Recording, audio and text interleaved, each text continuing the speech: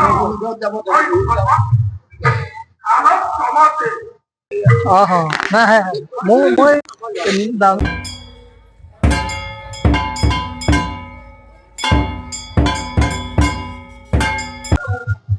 আমগুৰিত তেনেকুৱা এটা বিশেষ পৰিৱেশ নাই। আমাৰ ইয়াত হিন্দু মুছলিম বুলি কোনো কথা নাই। আমি সকলোৱে ভাই ভাই হিচাপে ইয়াতে তেখেতসকলে আজান দিয়ে। আমাৰ তাতো পূজা পাতল আমি সমান্তৰালভাৱে আৰু নিৰ্দিষ্ট সময়ৰ মতে আমি কামখিনি কৰি আমি আনন্দিত, আৰু এইভাগে আমি সদায় চলি থাকিবৰ কাৰণে আমি যত্ন কৰিম বুলি আমি মনতে মানে দৃঢ় সংকল্প লোৱা নিচিনাকৈ আছোঁ। তেনেকুৱা কথা নাই বিশেষ। তেখেতসকলৰ আজানৰ এটা সময় থাকে, আমাৰো এটা নিৰ্দিষ্ট এই পূজা পাতলৰ সময় থাকে।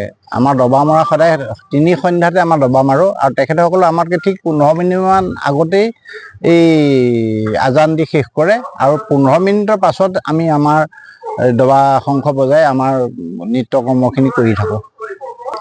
সেইটো আপোনালোকে নিজৰ চকুৰে দেখা পাইছে, গতিকে মই আৰু বিশেষ কি ক'ম। আমাৰ ভাতৃত্ববোধটো অতীজৰ পৰাই আছে, এতিয়া নহয়। অতীজৰ পৰাই ইজনে সিজনক হিন্দু বা মুছলিম বুলি ভাব লৈ পেলাই আমি কোনো ভেদভাৱ নাৰাখোঁ। আমাৰ প্ৰত্যেকজন মানুহে প্ৰত্যেককে দেখিলে মাত বোল কৰে, আৰু কিবা বিপদ আপদ পৰিলেও তেওঁলোকক আমি আৰু আমাকো তেওঁলোকে চোৱা চিতা কৰে। আৰু ওচৰতে প্ৰত্যেকজন মানুহে আমাক নিজৰ ঘৰ বা নিজৰ মছজিদ বুলি চোৱা চিতা কৰি থাকে। ইয়াত যদি আমি মছজিদ বনাই থাকোঁ, ওচৰৰ মানুহ আহি বহি তেওঁলোকে দিহা পৰামৰ্শ আমাক দিয়ে। তাৰোপৰি এই মছজিদলৈ তেওঁলোকে দান বৰঙণিও আগবঢ়াইছে। আমাৰ মানে মছজিদটো 1950 চনত ইয়াত স্থাপিত হৈছিল। তেতিয়া আমি বাঁহেৰে মানে বাঁহৰ খুঁটা, বাঁহৰ বেৰ, বাঁহেৰে মানে খেৰে দিয়ে মছজিদটো আছিলে। 51 চনত 61 চনত আমাৰ মছজিদটো ধুমুহাই ভাঙি দিছিলে।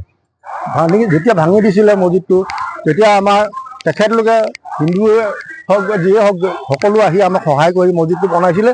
ইতিমধ্যে আমাৰ কাম সম্পূৰ্ণ নোহোৱালৈকে এই স্কুলখনত আমাৰ তেখেতলোকে শিক্ষকসকলে আৰু ইয়াৰ যি সমন্বয় সমিতি আমাৰ ৰাইজ আছিলে, বিশেষকৈ হিন্দু ধৰ্ম বুলিয়ে ক'ব পাৰি। গতিকে তেখেতলোকে নি আমাক তাত মানে আমাক মছজিদটো কমপ্লিট নোহোৱালৈকে তাত মানে মছজিদ আমাৰ তাতে মছজিদৰ কাম কৰিবলৈ দিছিলে। গতিকে আমি 2-3টা ঈদো তেনেকৈ পাৰ কৰিলোঁ, আৰু ঠিক তেতিয়াৰ পৰা আমাৰ সমন্বয় হৈ আছে। আৰু এই যে মাইকৰ কথাটো আজিলে, এই মাইকটো এইজন মোৰ একেবাৰে বন্ধু লগৰ মানুহ। তেখেতে আমি বুজাবুজিকৈ মানে এদিন এবেলি কি হ'ল, বতাহত তাৰমানে মাইকটো ঘূৰি গৈছিলে, অলপ ডিষ্টাৰ্ব হৈছিল। তেতিয়া আমাৰ ঘৰটো খোলা মানে একেবাৰে চাউণ্ড আহে, বেৰ চেৰ নাছিলে, ডিষ্টাৰ্ব হয়। তেতিয়া তেখেতক এবাৰ মই এনেই খালি কৈছিলোঁ কথাটো, তেখেতে নিজে মাইকটো ঘূৰাই নি আকৌ সেইফালে মানে ইটো চাইডে ফিক্স কৰি দিছে। গতিকে আমাৰ তেনেকুৱা কোনো হেৰি নাই, ভেদাভেদ নাই।